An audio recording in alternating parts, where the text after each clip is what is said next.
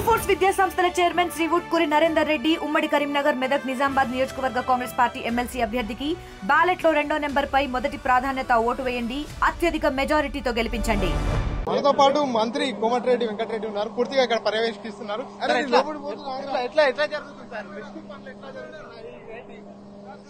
బాంధింగ్ ఒకసారి పోయి వచ్చినాయి, మళ్ళా పోతున్నారు. నేను కూడా కొంత దూరం వరకు పోయి ఏంటి పరిస్థితి చూడడానికి, ఎందుకంటే ఇంకా సీపేజ్ పెరిగింది, స్లష్ పెరిగింది అంటున్నాను. దాన్ని ఏ విధంగా చేయాలనే ఆలోచనతో ఇప్పటిదాకా ఎన్డీఆర్ఎఫ్ ఆర్మీ వాళ్ళతో మీటింగ్ పెట్టాం. ఏ విధంగా జరుగుతుంది, ఎట్లా 8 మందిని బతికియాలనేది మా కోరిక. మేము ఆ భగవంతుని కోరుకునేది కూడా ఒకటే, ఎట్లనే చేసి ఆ 8 మందిని బతికియాలని. 1000 కిలోమీటర్లకు వెళ్లి జీవనోపాధి కోసం ఇంత పెద్ద ప్రాజెక్టులో 15 ఏళ్లుగా పనిచేస్తున్నారు. వాళ్ళని బతికించడం మా ముందు లక్ష్యం. మిగిలిన విషయాలు ఉంటే తర్వాత మాట్లాడదాం. ప్రమాదం జరిగినప్పుడు అక్కడ 8 మంది కూడా అక్కడే చిక్కుకున్నారు. వారి పరిస్థితి ఎట్లా ఉంది సార్?